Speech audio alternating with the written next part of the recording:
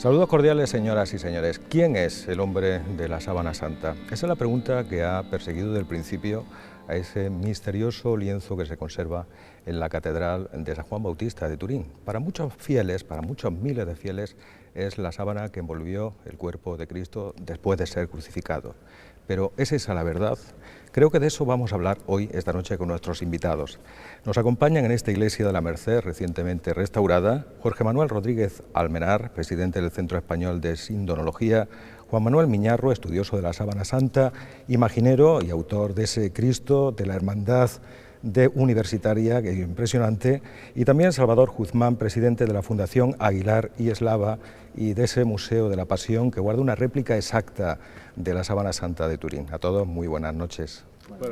Bueno, ¿qué vamos a encontrar en esa convención que se va a celebrar en octubre y qué novedades se van a aportar al misterio de la Sábana Santa? Bueno, yo empezaría diciendo que el Centro Español de Sindonología es una asociación cultural sin ánimo de lucro que intenta aglutinar en España a todas aquellas personas que tienen un interés científico y desde otros puntos de vista también sobre la sábana de Turín y otras reliquias que se atribuyan tradicionalmente a Jesucristo, o sea que tienen que tener dos condiciones, ¿no? Es decir, que se atribuyen a Jesús y que se puedan estudiar o que se hayan estudiado científicamente.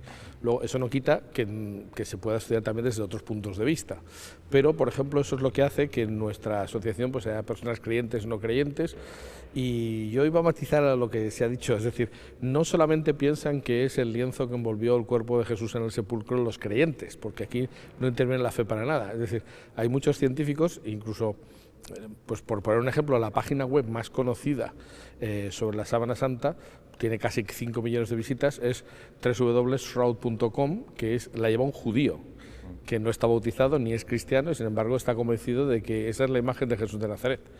Entonces, dicho esto, pues nuestra asociación lleva pues cada 3 años, o sea, trianualmente realiza una convención nacional en la que no solamente participan socios del centro, sino que pueden venir y ver lo que hacemos, pues otras personas que sencillamente tengan el mismo interés, ¿no?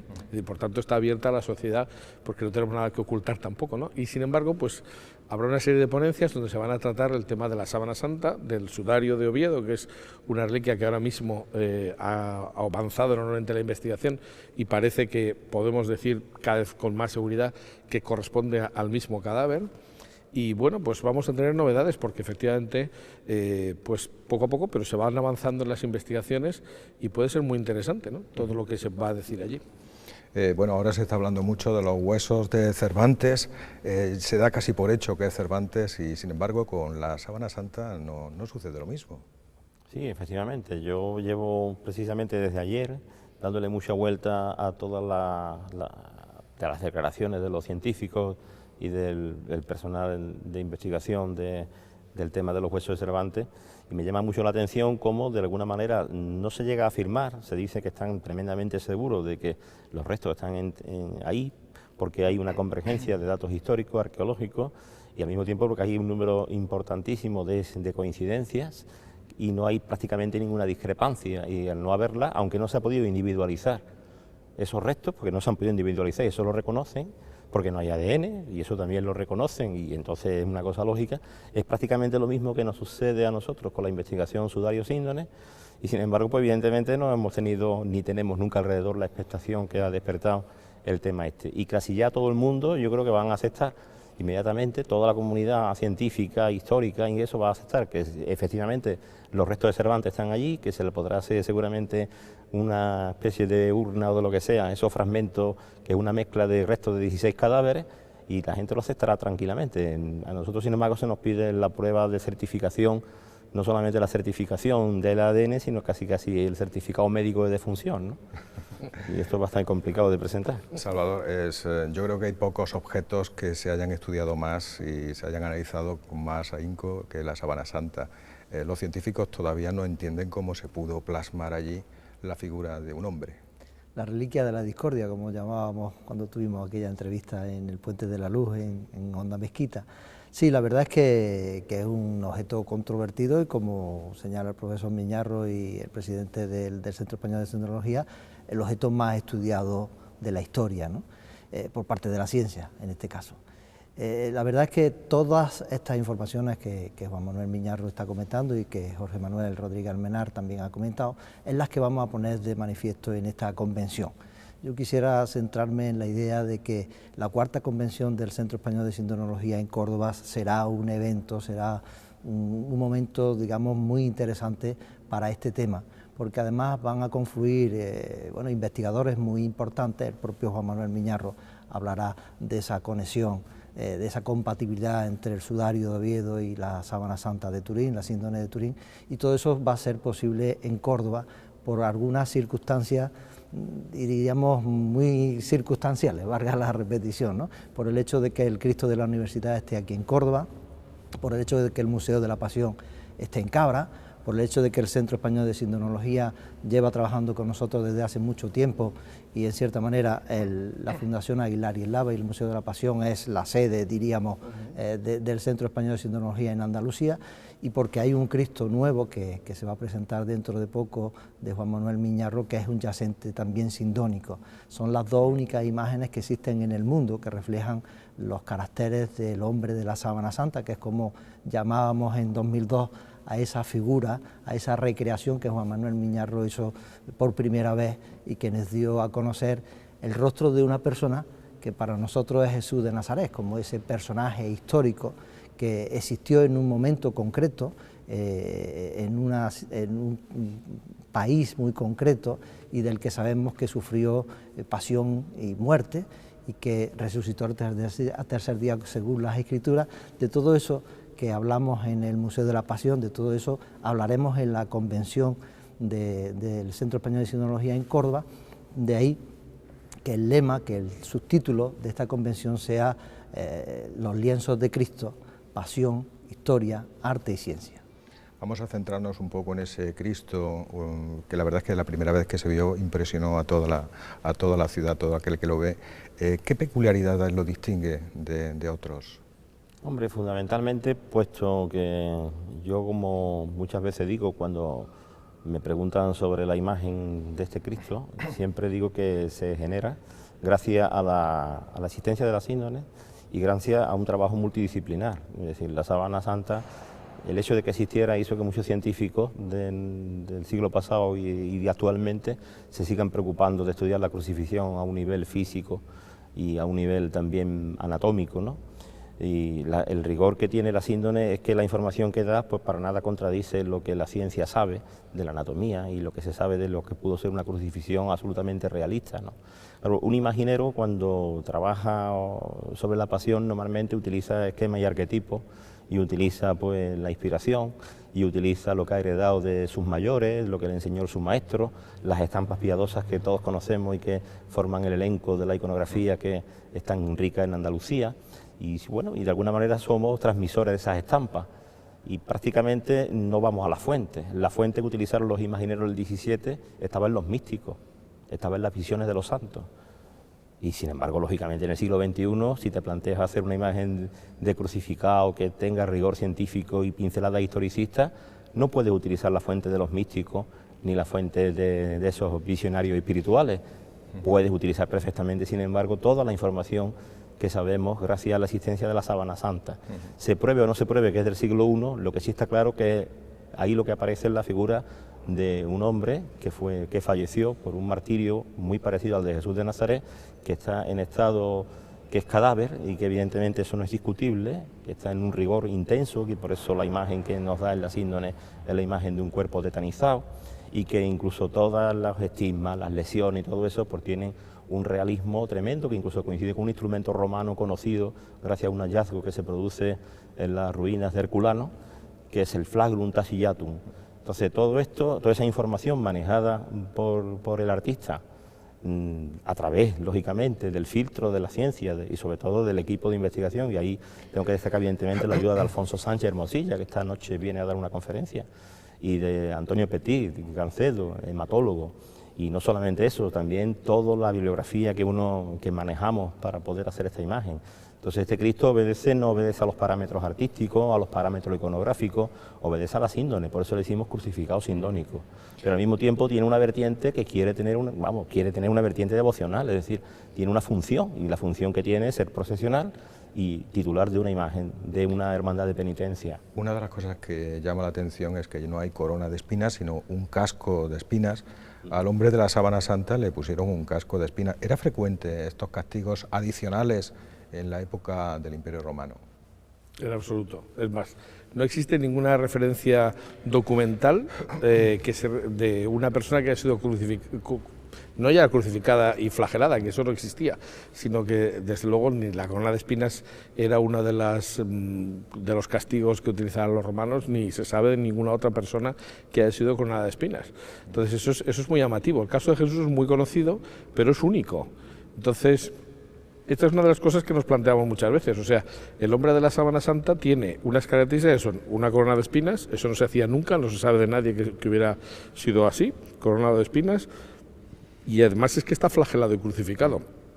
Yo no se ha dicho, pero yo soy profesor de la Facultad de Derecho, ¿no?, en Valencia, y entonces a mí eso es una de las cosas que más me llama la atención, porque desde el punto de vista del derecho romano es inconcebible que una persona sea castigada 2 veces por lo mismo, porque eso va en contra del principio de la cosa juzgada, ¿no?, que nosotros explicamos en la facultad como non bis in idem, no se puede castigar 2 veces por lo mismo. Y por eso precisamente el caso de Jesús es tan único. Hay diversas opiniones al respecto. Yo pienso que Pilato duplicó la condena de Jesús, porque la flagelación era una pena en sí misma y normalmente una persona moría a partir de la flagelación por la infección que se producía en los siguientes días. Y entonces no se producía una segunda condena.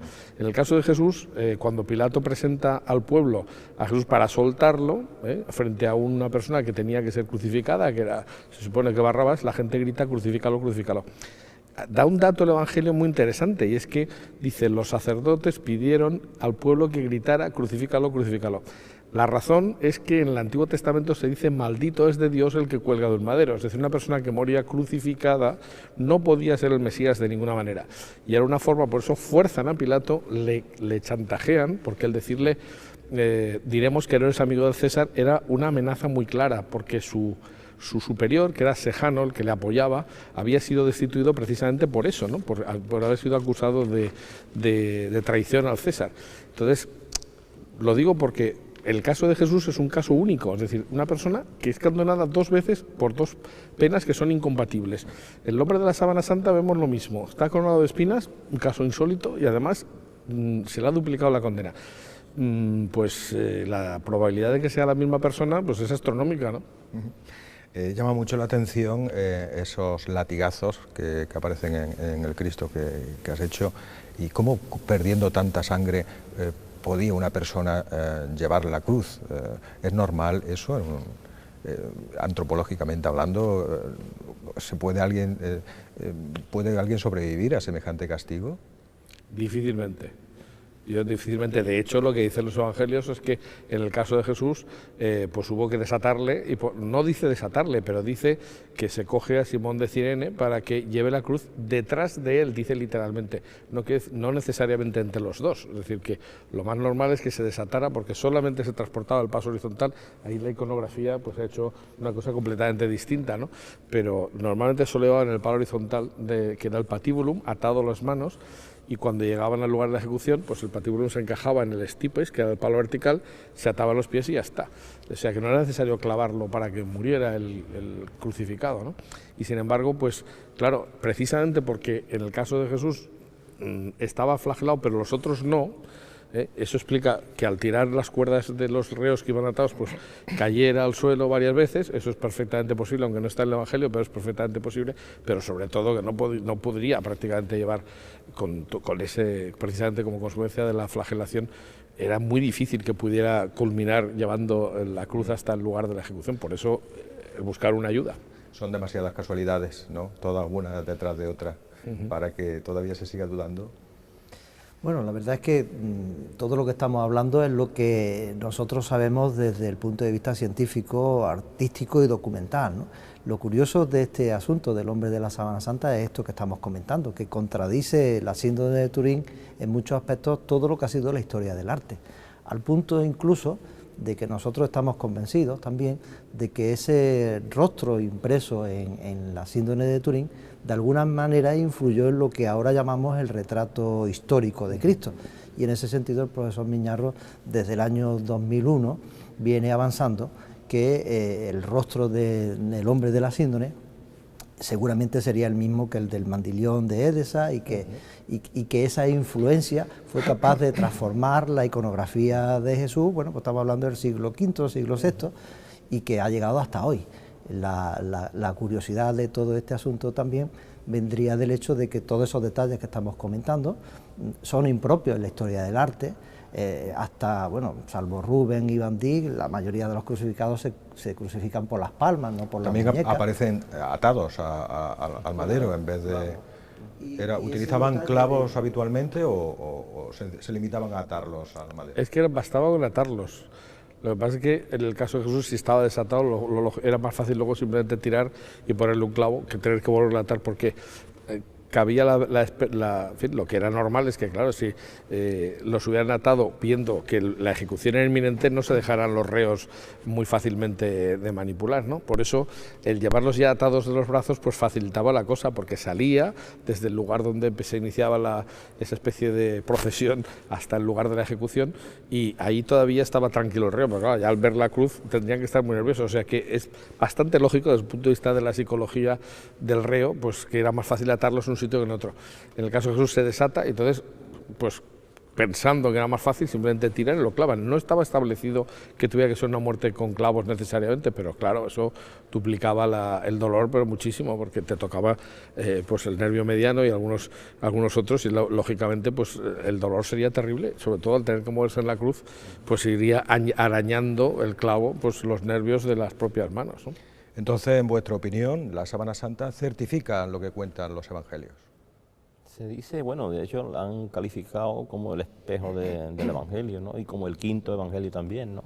Porque la verdad que el valor que da desde el punto de vista de la narración, los evangelios son muy parcos en las narraciones, ¿no? No nos especifican prácticamente ni siquiera si la corona tenía una forma determinada, si el látigo con el que le flagelan tenía 3 correas o 2 o 1 y qué terminaciones tenía, ni nos dicen si fue con clavo o con cuerda. Tenemos que deducirlo a lo mejor por el texto de Tomás, cuando dice si no meto el dedo en la herida de sus clavos, ahí deducimos que fueron clavos, pero que ellos no especifican nada. Las narraciones evangélicas son muy parcas, incluso los apócrifos también lo son. Sin embargo, la síndrome tiene verdaderamente una cantidad de información complementaria y además de un rigor anatómico y forense que es insólito si verdaderamente fuera un lienzo que se origina en la Edad Media. En la Edad Media es imposible que se haga esto. Y al mismo tiempo, si hablamos ya de la imagen como icono, desnudo, eso es mucho más difícil todavía de comprender en una época en la que los crucificados se vestían prácticamente con túnica. Entonces todo esto hace que, bueno, que ahí, yo como digo, la sábana tiene tantas vertientes de misterio. Una de las vertientes es la edad, bueno, pero eso es un problema mínimo. Si es del siglo I, si no lo es, ya veremos de qué forma datarla, si no es por un procedimiento físico. El carbono 14 se hizo, pero en fin, puede ser que no valiera la prueba, ya se ha escrito mucho sobre ese, por qué tuvo que dar un dato que prácticamente no es aceptable ya hoy día, y al mismo tiempo habrá otros métodos para analizarlo, pero eso es una mera mínima vertiente del problema. Tiene otras cosas, y de hecho está la imagen ahí, que es verdaderamente un poquito la controvertida, pero yo digo que nosotros en el Sudario de Oviedo hemos avanzado muchísimo en la investigación científica desde el punto de vista de la medicina forense y desde otros puntos de vista, pero fundamentalmente la medicina forense, sin tener imagen. Simplemente es una tela manchada con fluido y con sangre, y con eso sabemos mucho. Y la mayoría de las investigaciones forenses que se hacen sin cadáver de referencia y solamente se tienen telas que han estado en contacto con ese cadáver, bastan para la investigación científica, para las pruebas criminológicas, y si los forenses son capaces de aportar indicios, con suficientes indicios se puede conseguir un dictamen judicial. ¿Cuánto medía el hombre de la sábana santa? ¿Cuánto calculáis? La verdad que sobre los estudios antropométricos ha habido mucha, se puede decir, pocas coincidencias. Se han, desde algunos que manejaron la altura de 1,88, otros 1,80, 1,70 y tanto. La verdad es que muchas veces que no se ha interpretado bien la imagen. La imagen tiene unas distorsiones importantes, aunque algunas veces haya dicho que no las tiene. Sí que las tiene, y si no tuviera esas distorsiones, pues evidentemente sí que estaríamos hablando de un dibujo o de algo hecho por un artista. Pero claro, como yo digo, tenemos una imagen duplicada, la espalda y el frente. La espalda mide 2,4 o 2,2, creo recordar, y el frente mide 1,92. Hay algo que no cuadra, porque si estamos hablando de la imagen del mismo personaje, no puede ser más alto por detrás que por delante. Entonces quiere decir que hay distorsiones. Y esas distorsiones nos llevan a que si se han medido esa constitución de manera lineal, sin tener en cuenta los ángulos, entonces evidentemente a algunos antropólogos les ha salido 1,88, a otros les ha salido, sin embargo, a lo mejor 1,70 y tanto. Parece ser que la más aceptable es hablar de una cifra como estatura, comprendida entre 1,75 y 1,78, o 1,78 más menos 2. En definitiva, estamos midiendo algo que es una impronta sobre un tejido, que si nosotros pretendemos medir algo sobre un tejido, basta que hagamos varias pruebas y veremos que en cada momento nos va a dar una medida diferente. Ponemos un segmento en una tela y según hagamos así con la tela, en algunos casos mide más, en otros casos mide menos, y si estiramos un poco la tela, pues mide menos, y si la mojamos y la hacemos que se seque, pues se contrae, y a lo mejor si la enrollamos en un cilindro, pues se estira. Entonces intentar sacar las medidas... 1,78 no era una estatura muy alta para la época. Pues no tanto, porque de hecho en restos óseos que se han encontrado en cementerios de la época hay personas de esa estatura, bueno, personas de 1,60, 1,70, 1,75, bueno, que no estamos hablando tampoco de una edad, bueno, sí, son 2000 años, son 13 siglos, pero bueno, que en aquella época había personajes altos. Y Jesús, la verdad que no tendría que ser espectacularmente alto. O sea, yo muchas veces soy más partidario muchas veces del -2, para hablar de 1,75 que de 1,78. Sí, porque también en los evangelios haría referencia a su estatura, ¿no? A una persona... Y en ningún caso te habla de eso, todo lo contrario, decía que Zaqueo tenía que subirse en una palmera para verlo venir, que Judas tuvo que darle un beso entre los que salían en el huerto para identificarlo. Si hubiera sido el alto del grupo, pues evidentemente todo el mundo lo conocería por la altura, ¿no? Si destacaba por ese... Bueno, la principal duda es la datación de la sábana, lo habéis mencionado al principio, se habla del siglo XIII, del siglo XIV, se han hecho nuevos análisis. ¿Cómo está ahora este polémico asunto? El tema de la datación, la verdad es que efectivamente ha hecho correr ríos de tinta porque no se esperaba que apareciera una datación medieval cuando se dató la Sábana Santa, porque desde el punto de vista cultural y desde todos los puntos de vista arqueológico, histórico, documental, etcétera, no encaja. La imagen de la Sábana Santa o la Sábana Santa mismo como objeto no encaja para nada en la Edad Media, ¿no? Entonces, cuando de repente se hace una datación con carbono 14 y sale medieval, pues hay gente que dice, bueno, pues esto no puede ser, y no se plantea, pues entonces habrá que encontrar una alternativa, porque eso sería lo lógico, ¿no? Es decir, bueno, pues, y de hecho lo que es curioso es ver que los medios de comunicación dijeron, ha resultado ser una pintura medieval. No ha resultado ser una pintura medieval. Ha resultado, en todo caso, que sería un cadáver medieval, pero el cadáver lo es. Eso es un enterramiento, es una persona que realmente ahí hay sangre, hay fluidos corporales, no hay descomposición del cadáver, pero hay una serie de cosas que podemos decir que efectivamente han vuelto un cadáver.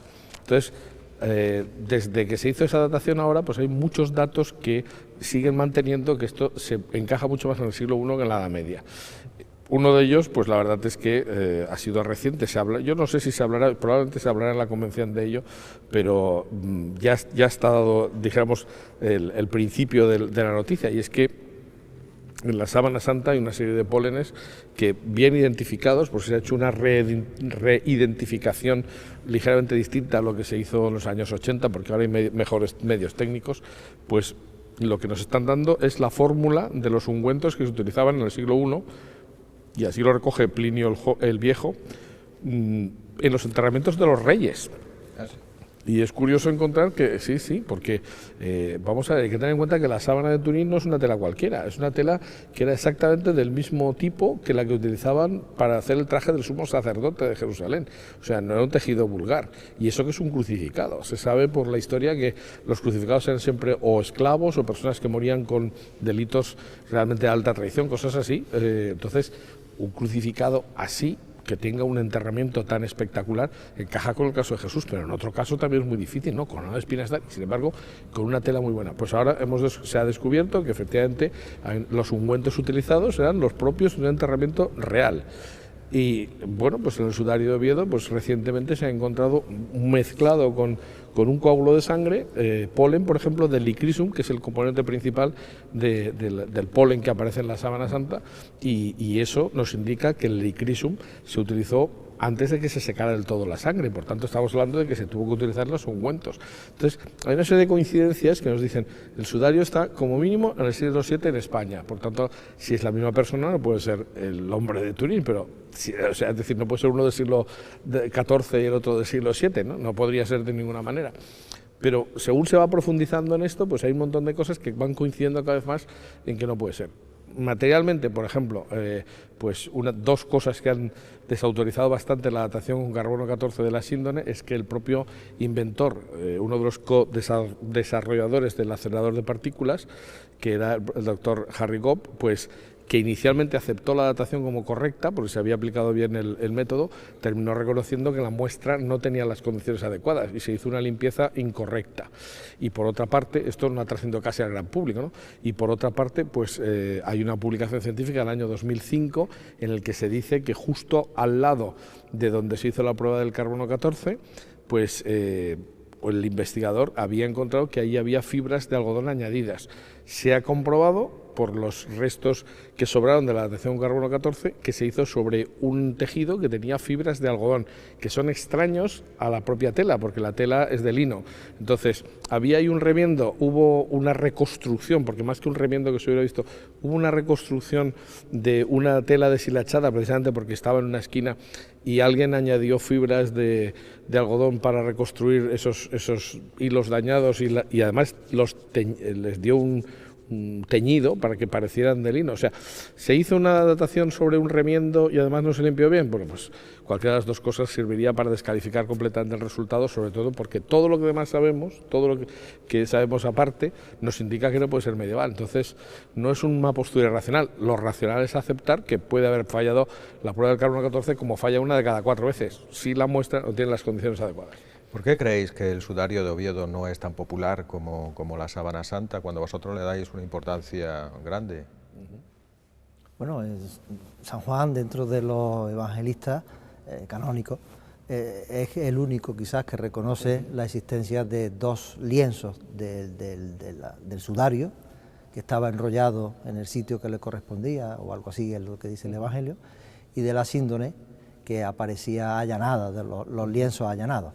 Según este testimonio de San Juan, la mortaja de Jesús estaría compuesta por dos objetos textiles, la síndone, que nosotros identificamos con la síndone de Turín, y el sudario, que probablemente cubrió la cabeza del crucificado cuando fue a desclavarlo. El profesor Miñarro lo ha estudiado recientemente con todo detalle, y esos dos lienzos funerarios constituyeron la mortaja de Cristo, y para nosotros parece indudable que ese pudiera ser el sudario de Oviedo. El sudario de Oviedo, bueno, no ha tenido la trascendencia que tiene el lienzo de Turín, pero es tan interesante, o incluso según como dice Miñarro, incluso más interesante que la propia sábana de Turín, porque ahí aparece, no aparece imagen, pero aparece esa sangre que él puede explicar con mucho más detalle, que es la que produce esa persona cuando se desclava y la cabeza se vuelca hacia adelante. Yo creo que él lo puede explicar muchísimo mejor que yo.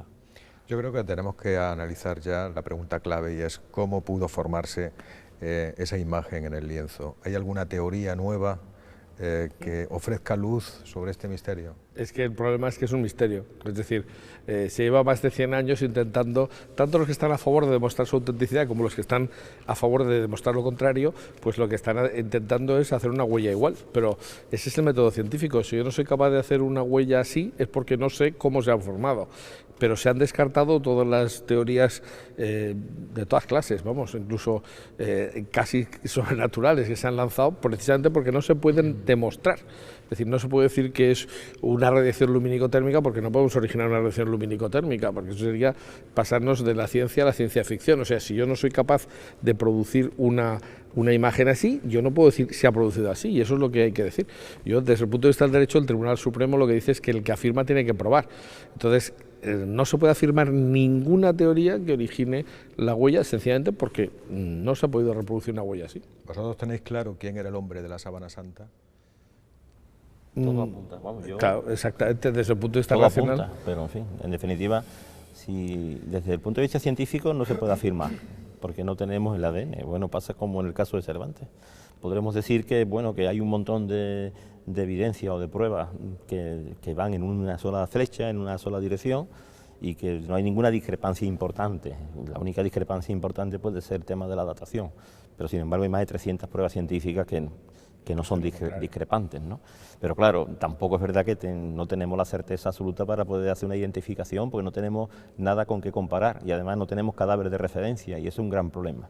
Sin embargo, sí tenemos dos telas que sí que es verdad que pueden actuar entre sí y reconstruir el cadáver de referencia. Es decir, el sudario Oviedo es una investigación criminal que se está haciendo con un tejido que no hay duda de que fue utilizado con alguien que ya estaba fallecido y que tiene además un tipo de muerte asfíctica, calle edema cadavérico, que todo eso se ha determinado a través del estudio del EDICE, incluso se han encontrado importantes coágulos de fibrina. Eso fue uno de los hallazgos últimos de mayo del año pasado, en la zona buconasal. Eso vienen de las cavidades interiores, lo cual nos llega a deducir de que este hombre tuvo que tener una perforación abdominal o torácica, estamos hablando de una lanzada. Es decir, que todo esto está en el sudario Oviedo. Pero claro, el sudario Oviedo es una investigación criminal sin cadáveres de referencia que se queda corta. Y lo único que se parece o más se parece al cadáver de referencia es la síndrome. Porque en la síndrome la imagen sustituye de alguna manera a ese cadáver. Puede ser que la sábana, si no tuviera imagen, yo creo que seguiría siendo igual de importante. Y la única diferencia que hay para que el sudario no haya sido tan reconocido, ni haya sido fruto de ambiciones, ni de copias, ni de historias, es que no tiene imagen. Como ha sido un objeto incomprensible, y lo sigue siendo todavía para mucha gente, pues la verdad es que es bastante más objetivo que la sábana, puesto que no se puede decir que Leonardo da Vinci lo haya fabricado, ni que haya sido ningún invento del siglo VII, que para qué querían falsificar algo absolutamente sin posibilidad de comprender ni de interpretar. Lo que sí es seguro es que el hombre de la Sábana Santa murió en paz a pesar de las torturas recibidas, o al menos eso es lo que refleja su rostro. Muchas gracias a nuestros invitados. Gracias. Y a ustedes, todos ustedes, muchas gracias por su atención y muy buenas noches.